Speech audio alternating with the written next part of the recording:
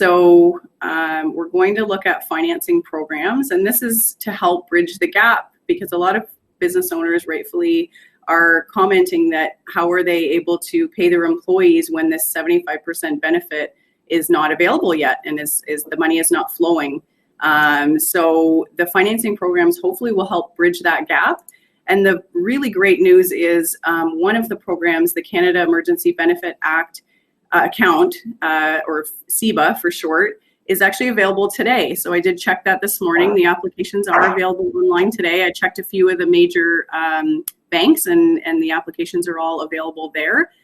And they're also available with your credit union as well, if you bank with a credit union. So they're asking you to apply through your regular financial institution, although it doesn't stop you from applying to a different bank.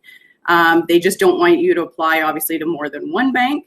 Only do one, and so they're recommending you pick your regular financial institution. You do have to have a payroll account to access this loan, and so your payroll has to be between $50,000 and $1 million. And the great thing about this loan is that it's interest-free, and that there's a forgivable portion. So 25% of this $40,000 loan is forgivable if the loan is fully drawn and then repaid by December 31st, 2022. So almost 3 years away. So that's fantastic, and no interest that whole time. And then that converts to a 5% loan if it's not repaid, and there would of course be no grant portion if it's not repaid after December 31st, 2022. So I did take a look at the application form this morning from one of the banks, and I'm assuming they're all the same. You do have to certify that you're going to use this loan for eligible sources. And so what the eligible sources are really your operating costs of your business, your payroll, rent, utilities, insurance, property taxes, and any scheduled debt repayments that you have. You're not really supposed to take this loan out as a business owner to pay yourself dividends, increase your salary, or refinance your other high interest debt. So you just have to be really careful there. And there are a lot of, they're coming out and saying they don't want people to be using these government programs for misusing them for the wrong things. So you have to be careful that you're using it for the right reasons. What they're really wanting people to use this program for, and this is our pro tip, is to cover those operating costs while you're closed or have minimal operations until you can get to the point where that 75% CEWS benefit is available. So this kind of gets you through. So I would recommend, if you do have a payroll account and you meet the 50,000 to $1 million in payroll for 2019, that you go ahead and apply for this today. You have to have a valid payroll number, and you have to provide your total payroll from your 2019 T4 summary. So that's it for that one. I'm just going to quickly talk about this one. There wasn't a lot of information available when we did the slides, and I checked again this morning, and still pretty minimal information. So although this program is, I believe, supposed to be available shortly as well. It's a business loan program as well, called the Business Credit Availability Program. And this is where the government has basically provided government-backed instruments that BDC and EDC, those banks, will distribute through co-lending programs with your regular financial institution. And it'll help with, again, operating cash flow. And these are bigger amounts. So this is up to $6.25 million through BDC, and then same through EDC. And the financial institutions will conduct the underwriting, and they're going to manage the interface. So you need to reach out to your own normal financial institution to start the application process, which, as far as I understand, are not available yet, but hopefully very, very shortly. And that will help get that underway. Some other measures that you can look at with your bank in terms of helping with cash flow are deferring your principal repayments on loans. So you have to speak to your bank about that and get approval, and possible increases to lines of credit and available other credit products as well. So those are for credit-worthy businesses, and this whole program also is for credit-worthy businesses. So you do have to demonstrate that your business is able to repay the loans. And these are not interest-free loans, these ones. Although the interest rates are actually pretty good. We've been quoted a few interest rates we've heard from clients, and the rates are quite low, of course, because the national rate's been lowered. Okay, so I'll just stop there, see if there's any questions on financing. Okay. Someone's got a question. Can you apply for Seba and Qs? Yes, that's actually what they want you to do. They want you to get the Seba account to get you through until you can utilize Qs. So absolutely. Okay, what other questions here?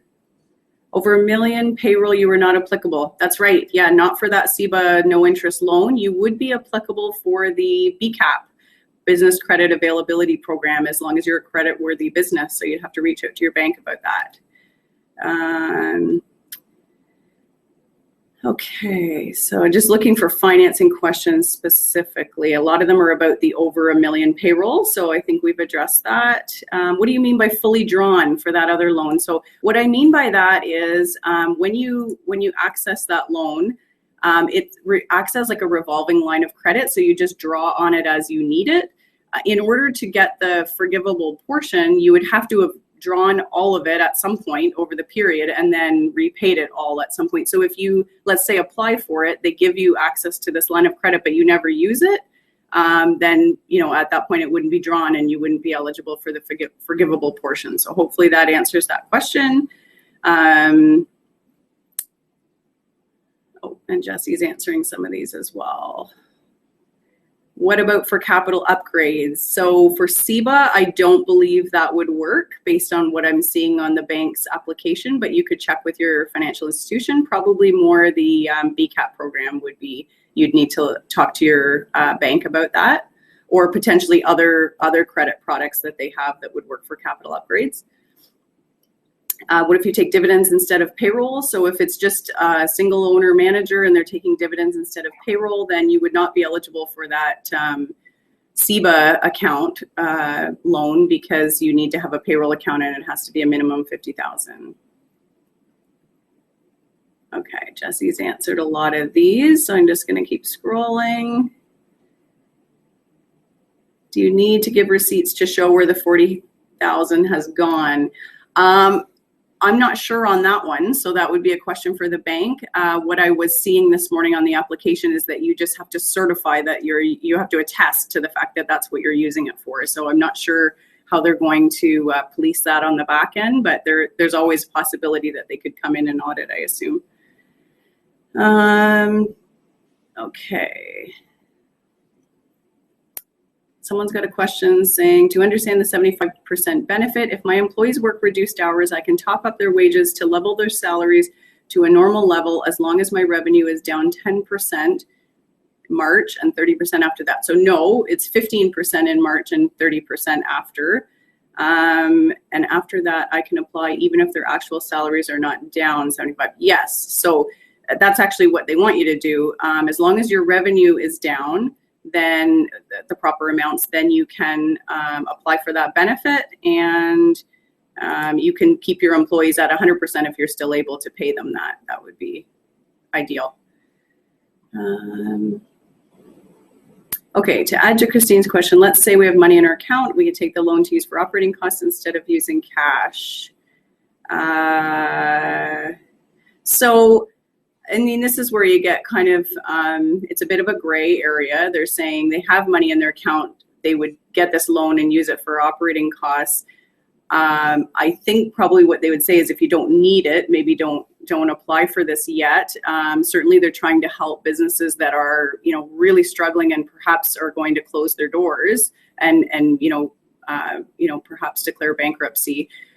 You have that sort of a judgment call, but I would say if you have the money to continue operating, then you maybe don't need this account. If you're down significantly and your cash flow is down, then maybe you need to look at it as an option, or it may be something you need to look at down the road as things kind of progress.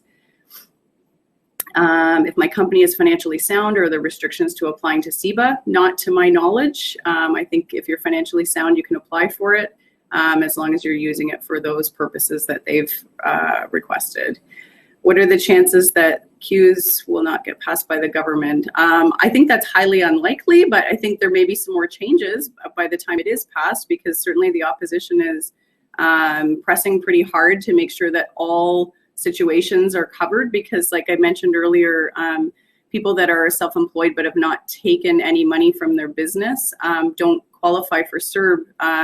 and don't necessarily qualify for Qs if they're not on payroll. So I think the opposition is trying to get the government to realize that there's some other circumstances that have to be taken into account. What if your operating expenses have increased and won't directly affect the next 2 months, but will stain the account later in the season? Operating expenses have increased. Okay, so I guess you're saying, like, what if things get worse later? So, I mean, if you're anticipating that and you're projecting that out now, I would probably apply for that Seba account if you meet the other criteria in terms of the payroll. You have to sort of base it on what you expect to happen, I guess, in the future. Okay, so that's, I think, what I'm seeing here for questions. Maybe I'll let Jesse cover off the next section here. Okay, so very, very quickly, as we are 15 minutes over already. So the tax deadlines, most of people would know by now, but anything due after March 18th, you can now wait until September 1st, 2020 to make the actual payment. Corporate tax returns due after March 18th, 2020, and before June 1st are now June 1st. So this would be your, I guess, November and October year ends. You're going to push to June 1st. And your HST payments, they just announced again too that your remittances that are owing after March 27th, you can wait until, and before June 2020, you can wait until June 30th, 2020. Still file the return. No penalties will be charged if you, for late filing. So just get them in, but you can wait to pay until the end of June. Individuals, the deadline has been moved from April 30th for anybody that's not self-employed to June 1st. If you're self-employed, you've always been able to file up until June 15th. But again, your payments were always due April 30th. They're now due September 1st. That also applies to your installment payments that would have been due in, I believe, June 15th would have been the next installment period to pay. You can wait until September 1st to pay that. Charity returns, they're normally due between March 18th, 2020 and December 31st, 2020. You've got all the way until the end of December 31st, 2020 to file.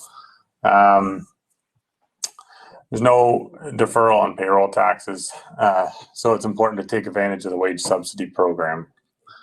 So the provincial other reliefs, the EHT, there is going to be temporary relief. So there's going to be an exemption limit raised from $490 to $1 million until the end of the year.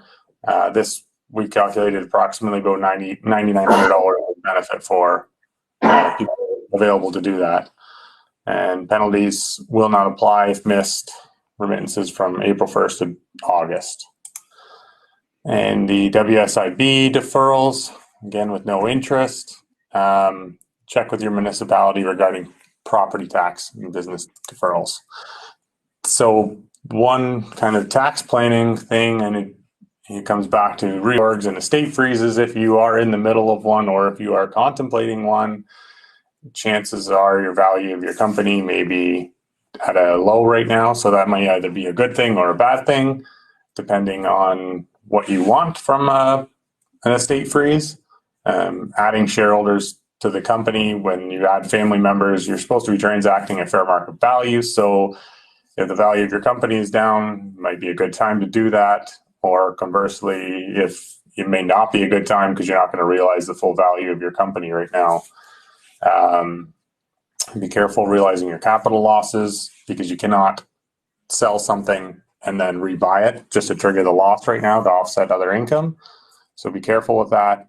And again, you should be looking at your remuneration strategy with your accountant to make sure that you are taking advantage of all the options that are out there and best.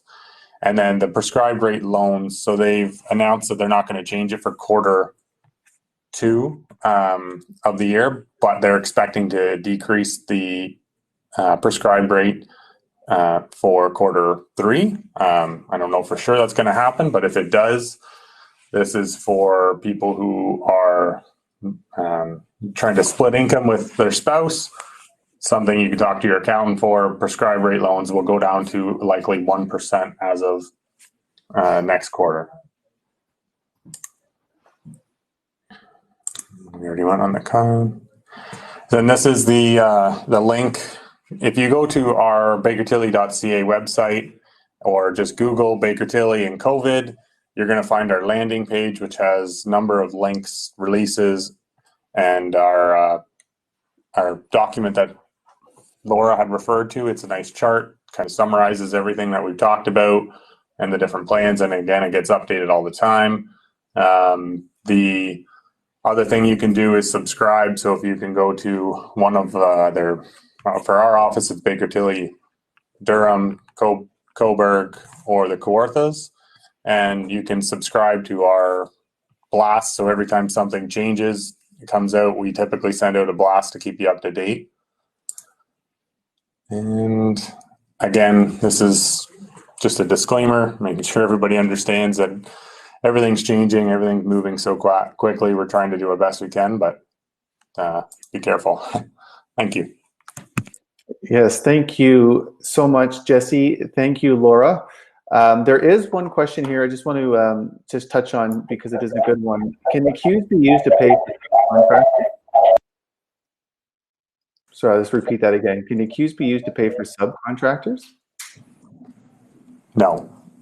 Okay. So subcontractor's not going to get reported on the T4, so it's not going to be employment income. You could technically switch them to being an employee, but again, CRA is not a huge fan of flip-flopping between self-employed and employees. So I caution, if you're going to do that, you're going to stick with it forever going forward and make sure that they meet the employee tests. And again, if it's a related subcontractor, then you're limited to 75% of the pre-crisis amounts. Okay. And so just so everybody knows, all the links that Jesse and Laura have shared will be available. I'll also make sure that you have access to signing up and joining their newsletter. Again, both of you, Jesse, Laura, thank you again for giving so much of your time and energy, not just to this portion of the webinar, but all the work that went into getting us up to this point. Thank you, everybody, for all the amazing questions that you had throughout. Again, I'm Kyle from Bryson Insurance, and Baker Tilly is an amazing company in our community doing great work. Thank you for doing this as a piece to give people some peace of mind or direction to help through in this very troubling and challenging time for businesses and families. And with that, we will complete this. You will receive a recording, the slide deck, everything, as soon as we have it all available for you. So take care. Have a nice weekend. Happy Easter, and be well. Thank you. Stay safe.